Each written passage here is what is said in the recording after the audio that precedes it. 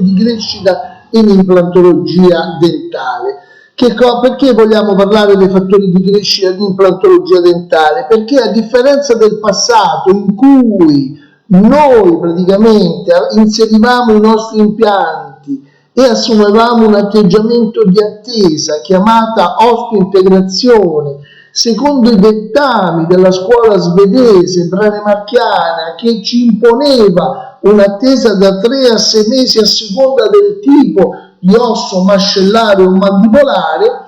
oggi praticamente l'evoluzione del carico immediato ci ha portato praticamente a voler rapidamente che i nostri impianti si integrino all'interno dell'osso, e questo ha aperto il grosso capitolo sui fattori di crescita ossea che per noi diventano fondamentali per accelerare praticamente la guarigione, chiamiamo questo termine, dei nostri impianti, la loro osteointegrazione. E quindi abbiamo prima di tutto il motivo fondamentale è quello di protesizzare in modo immediato, praticamente nel più breve tempo possibile, i nostri impianti. E quindi l'altro aspetto, non solo noi vogliamo che i nostri impianti si stabilizzino, si integrino subito, ma che la qualità dell'osteointegrazione sia in una maggiore quantità di osso. Quindi dobbiamo migliorare l'interfaccia osso-impianto, il famoso BIC, Bone Implant Contact, che è una delle caratteristiche più importanti praticamente di un impianto rispetto ai tessuti vivi del corpo, quello di dare la maggiore garanzia non solo di un risultato a breve distanza, ma di un mantenimento del nostro risultato nel tempo, in modo da migliorare, grazie al miglioramento del legame interfacciale prossimo-impianto, creare quelle condizioni praticamente che ci possano permettere di essere scientifici, cioè di avere una predicibilità dei nostri impianti. Perché? Perché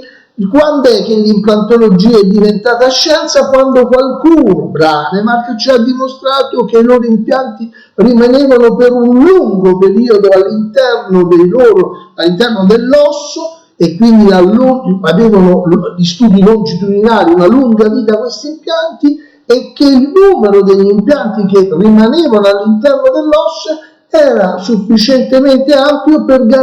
considerare quella metodica, l'implantologia dentale, una metodica valida e assumere all'aspetto, alla dignità scientifica. Quindi nel momento in cui noi prepariamo un impianto che andiamo a inserire, dobbiamo incominciare, proprio perché vogliamo puntare ad avere un'osteointegrazione immediata, dobbiamo conoscere la macro, la micromorfologia e oggi anche la nanostruttura, che ci permettono di avere praticamente questo obiettivo del 100% del BIC, del contatto osso-impianto, che ancora oggi non è un risultato, diciamo, reale, ma è l'obiettivo che noi ci prefiggiamo. E cosa abbiamo noi, diciamo, come elementi? Da un lato abbiamo praticamente l'osso e dall'altra parte abbiamo l'impianto, ed in mezzo c'è un lungo elenco praticamente di fattori di crescita che, se noi ne andiamo a parlare, possiamo dire che questi, che sono tantissimi, in realtà si raggruppano in larghe famiglie di proteine strutturalmente, evoluzionalmente molto simili, e quindi questo è il concetto che poi madre natura tende un po' a ripetere con piccole modificazioni strutturali. Gli esseri umani si distinguono per le caratteristiche facciali, digitali eccetera, ma in realtà tutti hanno 2 occhi, 2 braccia, 2 gambe, così anche nella microstruttura, nelle proteine, praticamente abbiamo questi fattori di crescita che sono molto simili fra loro. E i fattori di crescita più importanti che noi ricordiamo, oltre ai fattori di crescita intrinseci come i fattori insulinosimili, sono i fattori di crescita derivanti praticamente dalle piastrine, come quelli praticamente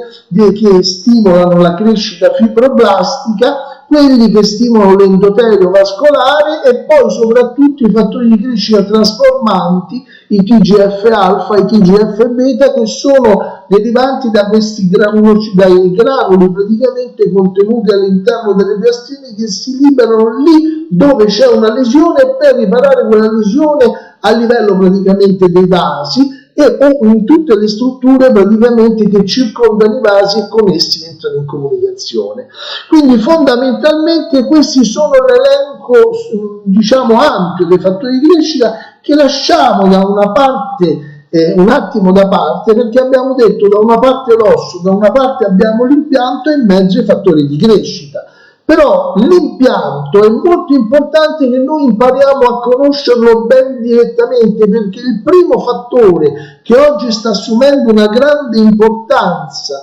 grazie alla sua macromorfologia, alla sua micromorfologia e alla nanostruttura sono proprio praticamente gli impianti, e quindi i trattamenti superficiali che vengono utilizzati al fine di realizzare una determinata topografia e una composizione chimica superficiale tendono praticamente a migliorare l'osteointegrazione immediata. E che cosa? Si è passati da quelle superfici lisce, macchinate della scuola svedese alle superfici rugose, le quali se da un lato migliorano praticamente quella che è l'osteointegrazione, dall'altro però ci espongono praticamente ad un maggiore rischio batterico, e qualche autore ha cercato praticamente o ha pensato di superare questo problema ibridizzando i suoi impianti. Ovviamente questa esperienza non è stata un'esperienza che ha avuto grande seguito, però quello che noi sappiamo è che il nostro impianto in realtà è come un po' la nostra flora batterica intestinale. Nelle strutture più profonde del colon abbiamo i batteri anaerobi, i batteri invece aerobici, o parzialmente aerobici, che respirano ossigeno, come i lattobacilli, sono posti praticamente più in prossimità dell'area dello stomaco, quindi dove c'è più ossigeno. Questa essere così l'impianto noi avremo nella parte diciamo che va nella struttura midollare, avremo degli impianti diciamo con una superficie rugosa opportunamente trattata. Più andiamo ad emergere verso l'osso cristale, l'impianto cambia morfologia, poi lo vedremo, e cambia superficie, quindi nella macro e nella microstruttura, proprio perché l'osso cristale, i tessuti perimplantari e in particolar modo i tessuti molli rappresentano un elemento importante che dobbiamo rispettare, perché a quelli che poi noi dobbiamo affidare il mantenimento delle strutture sottostanti. Quindi capiamo bene che la prima domanda che ci dobbiamo porre in questo grande labirinto di fattori condizionanti l'osteointegrazione è creare una sorta di focus in questo labirinto, e quali sono i passi fondamentali che noi dobbiamo compiere per ottenere l'ideale apposizione ossea intorno ai nostri tessuti perimplantari. Bene, prima di pensare ai fattori di crescita mi preme sottolineare che il primo passo per ottenere l'ideale osteointegrazione è ridurre il trauma chirurgico. Ridurre il trauma chirurgico vale sia se noi dobbiamo cercare di conservare osso in un sito post-estrattivo e eventualmente inserire un impianto post-estrattivo, sia se noi stiamo preparando il nostro sito implantare per posizionare un impianto in presenza di un osso adeguato, perché troppo ampiamente viene valutata la riduzione, il trauma chirurgico che noi andiamo a creare all'interno di quell'osso, e tutti noi conosciamo la sensibilità dei tessuti ossei alle variazioni della temperatura. Noi siamo animali ormotermi che tendono a mantenere la temperatura corporea costante, quindi tutti i nostri tessuti biologici sono ideali in quelle determinate range di temperatura, al di là di quali praticamente questi tessuti biologici, l'osso in particolare, soffre. Per cui noi dobbiamo ricordare che la nostra preparazione, il sito implantare con il trauma chirurgico non deve mai superare praticamente i 40 gradi, massimo 44 gradi, perché realizziamo se non uno shock termico per il nostro, e rischiamo praticamente quella che è un'osteonecrosi che poi ci porta a dei processi di guarigione che non sono validi. Per cui per tutti gli impianti e al fine di ottenere l'ossa integrazione, il primo elemento fondamentale praticamente è, diciamo, ridurre il trauma chirurgico, e questo è fondamentale per stimolare l'attività osteoblastica dell'osso all'intorno del nostro impianto. E capiamo bene che nel momento in cui noi andiamo ad inserire un impianto si creano immediatamente due fronti di apposizione ossea, uno che va praticamente dall'impianto verso l'osso e uno dall'osso verso l'impianto, e avremo così due tipi di apposizione ossea, una che avviene praticamente a posizione cosiddetta da contatto e l'altra praticamente invece una posizione ossea, un'osteogenesi a distanza. E come avviene la crescita ossea? Lo abbiamo appena detto, è una crescita apposizionale che avviene praticamente soltanto attraverso questi due processi fondamentali, uno nell'osso spugnoso e uno nell'osso crestale. Nell'osso spugnoso tende ad apporsi sulla superficie esterna delle lamelle, nell'osso crestale invece tende a formare una posizione esterna alle strutture osteoniche, circonferenziali, concentriche, e i tipi di ossa che noi abbiamo praticamente è in realtà, diciamo, lo strato osteoblastico è fatto in maniera che gli osteoblasti che sono più superficiali restano tali come un po' la via spermiogenica, la spermiogenesi, come le fossero delle cellule basali, e le altre invece tendono a differenziarsi e a dare vita alla formazione praticamente dell'osso. Quindi lo vediamo in questa immagine, la crescita apposizionale che mantiene sempre la linea osteoblastica soprastante, e quindi quando noi creiamo una necrosi stimoliamo l'attività osteoclastica prima di riassorbimento osseo, poi abbiamo la posizione osteoblastica che avviene in questi due strati, quello più profondo apposizionale e l'altro che rimane nella linea, diciamo, di accrescimento. E questo processo di formazione dell'osso effettuato dagli osteoblasti coinvolge la sintesi di una matrice organica extracellulare con la posizione di minerali proprio in corrispondenza di questa matrice. Cioè le fasi di crescita sono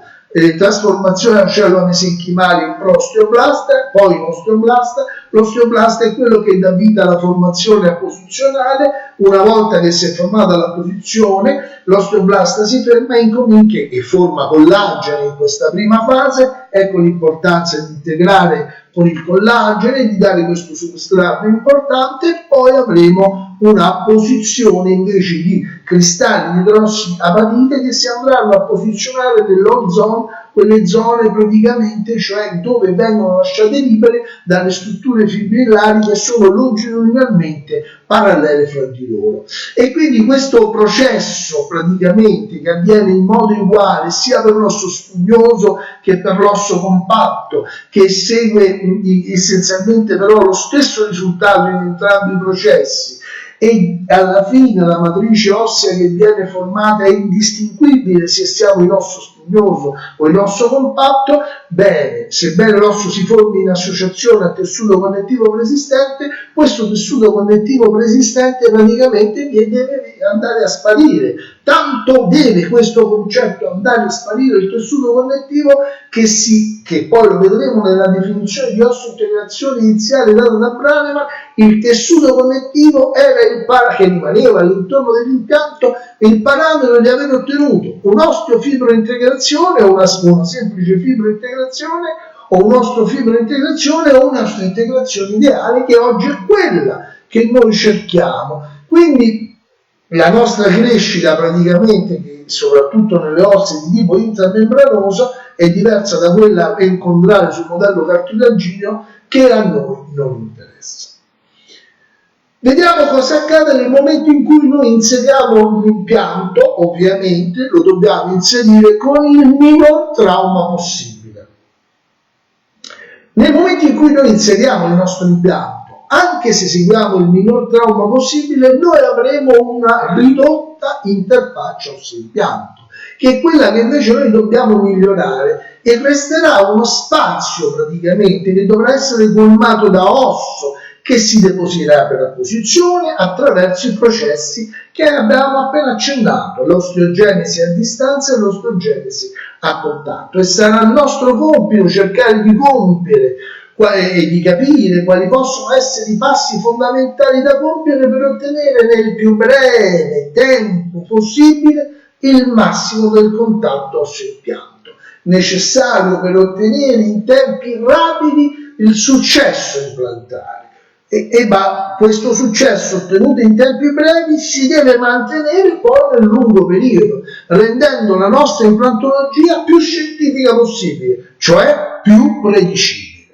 E capiamo bene quindi che se ci sono questi due fronti. Qual è la differenza fra questi due fronti apposizionali? Mentre l'osso, da un lato, oltre a essere una struttura osteoinduttiva, cioè che stimola la formazione di nuovo osso, è intrinsecamente anche osteogenetico. Quindi la prima cosa che noi dobbiamo fare è lasciare, come ricordiamo chirurgico, quell'osso intatto, non andare a distruggere gli osteociti, non surriscaldare la squamatrice ossea, perché altrimenti noi perdiamo questa capacità osteogenica che praticamente ha l'osso. E quindi già il primo fattore di crescita è fare un minimo trauma chirurgico. L'altro fatto è che gli impianti fino ad oggi che noi abbiamo inserito nelle nostre alveoli, soprattutto le superfici macchinate che inserivamo ai tempi di Branemark, praticamente non avevano quelle funzioni importanti di stimolare l'accrescimento osseo, e allora le abbiamo rese rugose, ma anche avendole rese rugose noi rimane il fatto che i nostri impianti sono comunque e sempre ancora oggi semplicemente osteoconduttivi e non osteoinduttivi, per cui un primo passo è valutare come migliorare le superfici implantari al fine di favorire l'osteogenesi. E come noi facciamo questo discorso? Primo, lavorando sulla macromorfologia, in quanto aumentiamo il BIC, il contatto osseo, soprattutto con l'osso nativo, l'old bone, l'osso maturo, che già è pronto per la vascolarizzazione, e soprattutto sarà quell'osso che noi non andremo a toccare con la preparazione implantare che necessiterà per permettere il passaggio del nocciolo del nostro impianto, ma avremo una forma allargata, spina allargata tridimensionale, che permetterà il contatto con l'osso nativo e quindi ottenere quella osteogenesi da contatto a partenza del fronte osseo, osteogenico e osteoinduttivo, che è quello che ci garantisce una rapida osteointegrazione. E questo lo vedremo parlando della stabilità. Dall'altra parte, cosa avremo fatto? Avremo tutta l'industria merceologica, perché oggi l'industria delle aziende implantari che producono impianti, il loro core business è quello praticamente di preparare superfici implantari, non è tanto la macromorfologia che è importantissima, ma si è molto lavorato sulla superficie, sulla microstruttura, sulla micromorfologia degli impianti, cioè cercando che cosa? Cercando praticamente, preparando superfici rugose, sabbiate, acidificate, eccetera, di migliorare la capacità di questi impianti e di stimolare un pochino l'accogliere i nostri osteoblasti, migliorando praticamente quella osteogenesi da contatto, ma anche l'osteogenesi a distanza. Inoltre oggi si cerca con le nanostrutture sulla superficie implantare di aumentare la superficie implantare, di aumentare il potenziale bioelettrico dei nostri impianti, ma soprattutto perché c'è un'attività elettrica o potenziale all'interno piezoelettrica, ma soprattutto aumentare quella capacità che hanno i nostri impianti praticamente di poter incamerare sostanze che poi possono essere lentamente rilasciate a livello e stimolati come i fattori di crescita stimolare. E questo come lo otteniamo? Come abbiamo ormai qualcuno già inventato i super condensatori, chiamiamoli così, capacitori, che sono quelli che hanno una grande capacità di accumulare energia, un po' come le batterie, però a differenza delle batterie che tendono a accumulare e a trattenere energia, questi supercondensatori praticamente accumulano energia e la scaricano velocemente e quindi sono utili soprattutto per esempio nelle pale eroiche già utilizzati, questi super capacitatori di muovere quando serve una spinta iniziale. Il condensatore ai motori elettrici da una spinta iniziale sono in grado di accumulare tanto materiale e rilasciarlo velocemente con una velocità che noi potremmo programmare. Questo rilascio, e questo non ha un'applicazione futura solo in campo implantologico, ma anche un'applicazione già attuale in campo medico. Quello che noi dobbiamo capire praticamente, e quindi queste nanotecnologie stanno praticamente portandoci verso la possibilità di arricchire i nostri impianti con dei fattori di crescita, con delle proteine adeguate.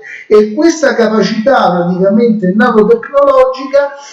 che cosa ci fa la nanotecnologia? La nanotecnologia la potremmo definire come quella parte scientifica che ci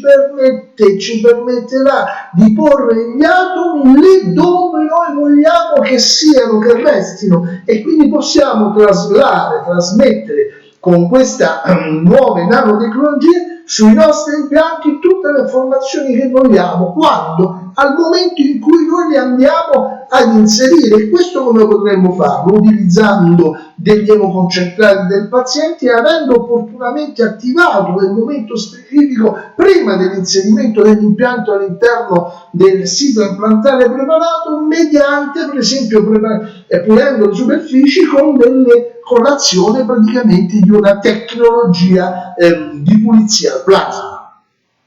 Ma questo ne parleremo più avanti. Quindi come apporteremo i nostri fattori di crescita una volta che avremo capito quali sono? Grazie ai nostri impianti, grazie alle nanotecnologie che si affiancano alla macro, alla micromorfologia, per andare a portare praticamente la possibilità di questi fattori di crescita che non vanno più buttati all'interno del sito implantare o dell'alveolo e poi si avvita questo impianto, ma verranno incamerati in questi piccoli canalicoli, in questi microtubi, in questi nanotubi, che noi praticamente potremo avere questi nanotubi, che dopo li vedremo, praticamente all'interno, sulla superficie dei nostri impianti. E quindi realizzeremo così due fronti, e riusciremo con i fattori di crescita probabilmente a costruire due fronti equivalenti di osteogenesi da contatto e distanza, in cui anche l'impianto diventerà un fattore praticamente favorevole all'osteointegrazione. E quindi con il termine iniziale di integrazione, tutti i principi biologici su cui l'implantologia dagli albori degli anni 80 ad oggi ha subito un grosso cambiamento in termini di predicibilità, e quel termine di osteointegrazione, coniato per la prima volta da P.I. Branemark, che era un professore svedese di biotecnologie applicate, e poi ha usato le scoperte fatte nell'ambito biotecnologico all'odontoiatria, definiva l'osteointegrazione in un modo molto semplice: l'intima unione tra un osso e praticamente un impianto artificiale, senza tessuto connettivo apparente. Ovviamente quella prima definizione era quella condizionata da doversi, distinguere da quella odontoiatria pionieristica che si faceva in quel tempo, in cui praticamente gli impianti si osteofibro integravano. E questa intima connessione si ha quando lo spazio è tale, questa connessione, di impedire dei movimenti superiori ai 100 micron. Quindi i movimenti si devono tenere tra osso e impianto al di sotto non deve superare i 100 micron. Qui chiamiamo un impianto stabile, osso integrato.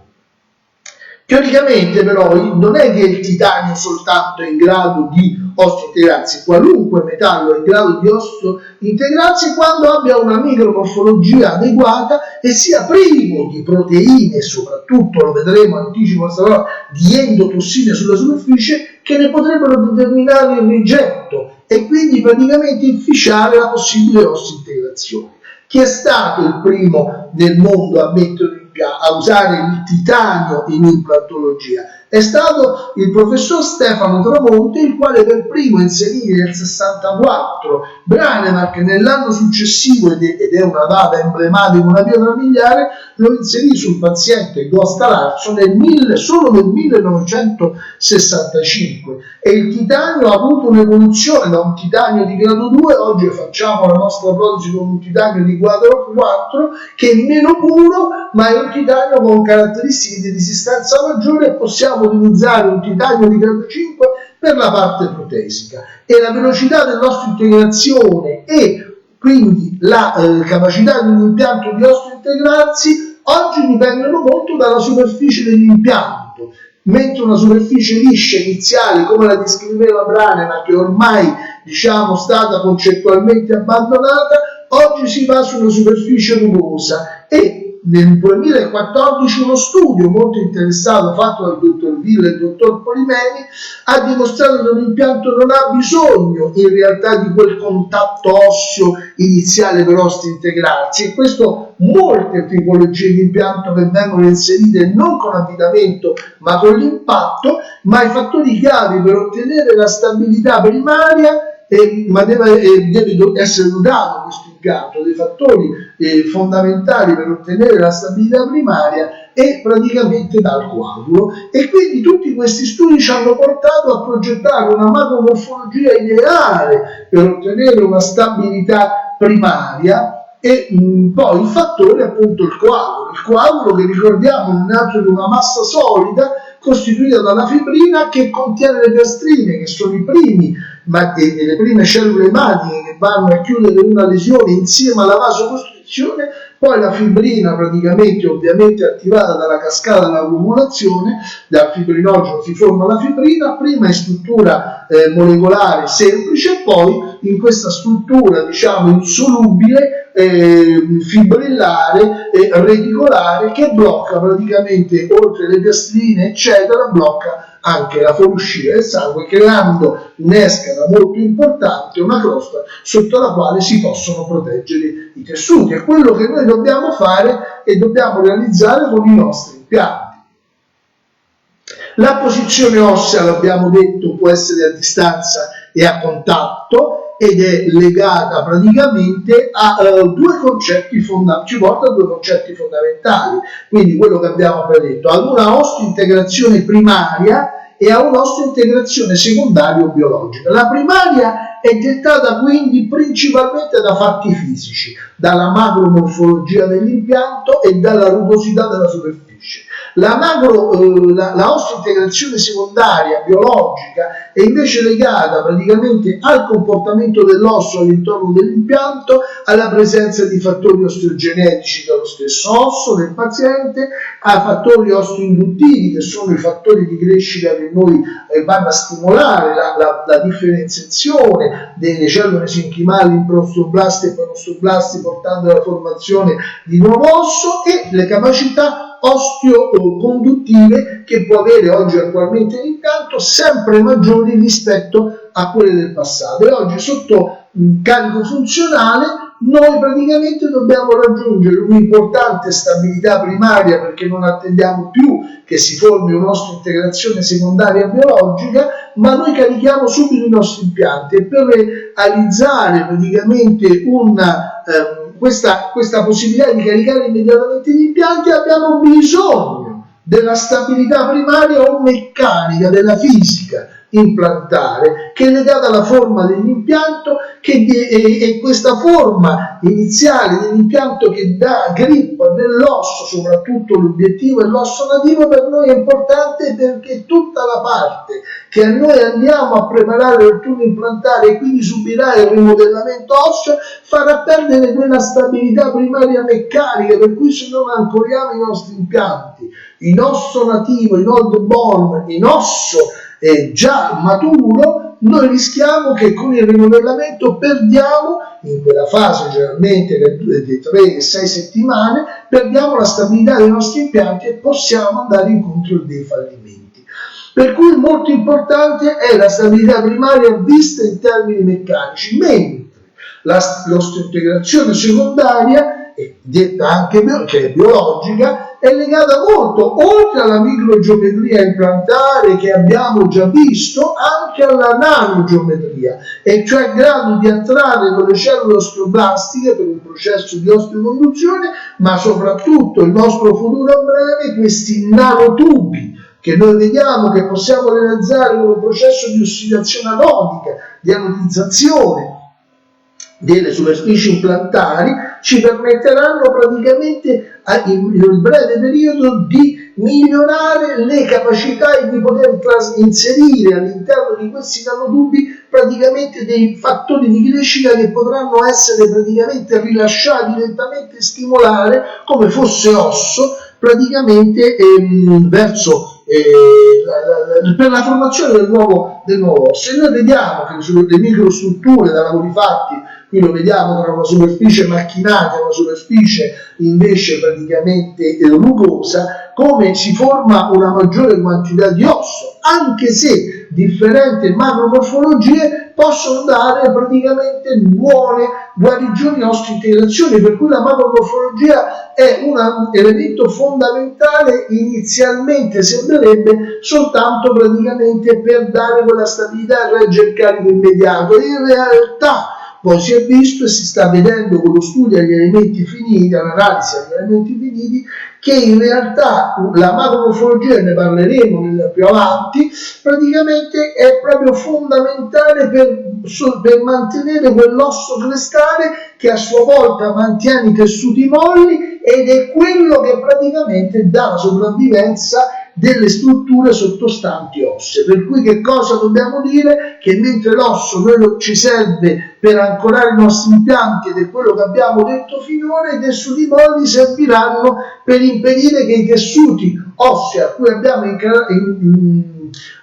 i nostri impianti non vengano perduti. E quindi la loro formazione ossea avviene attraverso due fenomeni fondamentali. Lo ripetiamo ancora, come disse Osborne nei suoi studi, praticamente è un'osteogenesi da contatto, e praticamente nel primo caso quindi va dall'impianto alla periferia, e dobbiamo aumentarla, e quella a distanza dall'osso praticamente verso l'impianto. Per cui praticamente quello che è fondamentale capire è che una volta che diciamo gli osteoblasti vengono polarizzati dalla stimolazione biomeccanica che dinamizza gli impianti e l'osso all'intorno, lo porta alla produzione delle proteine della matrice extracellulare, specialmente il collagene, con l'importanza di dare una struttura precisa all'interfaccia osso-impianto, che dopo la calcificazione si traduce in una matrice osteoide e infine in tessuto osseo maturo. Quindi il grande problema che noi ci troviamo oggi di fronte è carico immediato o differito. In realtà, più che di un carico immediato, noi andremo poi a realizzare una protesizzazione immediata, ma questo è secondario. Però cerchiamo di ridurre il carico traumatizzante parafunzionale. E come ci hanno insegnato, l'osteointegrazione è un processo biologico che richiede tempo, l'intervento di numerose cellule, fattori o mediatori chimici affinché si realizza. Per le nostre scelte terapeutiche condizionate dall'esigenza di pazienti che richiedono praticamente rapide riabilitazioni protesiche, non vogliono rimanere senza denti, vogliono riprendere le funzioni, e soprattutto in quelle situazioni in cui noi ci troviamo a dover affrontare, come nei siti post-estrattivi, nel sinus lift, nelle GBR, nelle gravi deficienze ossee, ci troviamo ad affrontare situazioni in cui praticamente i tempi di attesa sono molto lunghi. Ecco che praticamente noi dobbiamo andare a stimolare l'accrescimento. E oggi possiamo dire che dall'implantologia classica siamo passati al carico immediato, e quindi abbiamo fatto due passi fondamentali. Con Branemark siamo passati da quella che possiamo definire l'implantologia pionieristica, che era diciamo legata all'abilità del professionista. Oggi siamo passati, grazie a Branemark, a quella che possiamo chiamare l'implantologia moderna, che praticamente con la sua predicibilità e scientificità ci ha permesso di inserire impianti a tutti quanti e dando una vera scienza. Oggi però dall'implantologia planimarchiana, che con l'osseointegrazione chiedeva tempi di attesa da 3 a 6 mesi a seconda del tipo di osso. Oggi praticamente noi abbiamo una possibilità di fare carichi immediato, cambiando i paradigmi e in modo predicibile. Quindi siamo praticamente oggi in grado di poter garantire ai nostri pazienti quella che è la tecnica a carico immediato. E la storia del carico immediato parte da lontano, e precisamente quando Babush nell'86, nell'evoluzione dei protocolli implantari basati sul carico immediato, egli dimostrò che il posizionamento di una protesi provvisoria dopo pochi giorni, il posizionamento chirurgico degli impianti, non pregiudicava il successo. Ma il primo lavoro scientifico l'ha fatto Bosa nel 91, il quale praticamente ha messo a confronto i risultati tra impianti che hanno subito i tempi di attesa di un protocollo planimarchiano rispetto a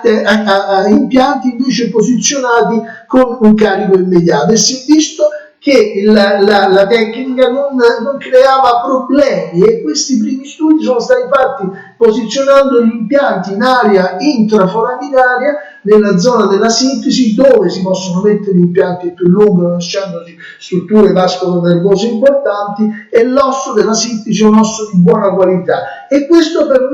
permesso praticamente di fare la riabilitazione rapida degli impianti. All'inizio si inserivano più impianti e poi si caricavano alcuni impianti immediatamente e gli altri si lasciavano osseointegrare, perché ancora si aveva molta paura praticamente della sopravvivenza di questi impianti. Oggi si è ridotto il numero degli impianti, la tecnica di Malone dell'Olonfor con impianti abilitati che riduce il cantilever, che è un fattore molto negativo nelle nostre protesi, ci permette di utilizzare 4 impianti opportunamente posizionati sia in arcata inferiore che in arcata superiore, realizzando immediatamente delle riabilitazioni protesiche. Mi sono purtroppo dilungato, non avevo studiato i tempi e mi vorrei soffermare qui per riprendere poi successivamente. Quali accorgimenti bisogna impiegare per favorire il successo di un carico immediato? Primo, minimizzare il trauma chirurgico è il primo passo favorevole alla nostra integrazione. 2, garantire una stabilità primaria, che è fondamentale, macromorfologia e anche la micromorfologia. E terzo, favorire la formazione dell'OVM, che sarebbe l'osso a fibre intrecciate, l'osso fibroso, l'osso non maturo, verso praticamente la formazione di osso lamellare. Io mi soffermerei su questo passo fondamentale e intanto vi ringrazio per l'attenzione. L'argomento a mio avviso è molto interessante e ne riprenderemo discussione in un momento successivo. Per questo intanto vi ringrazio.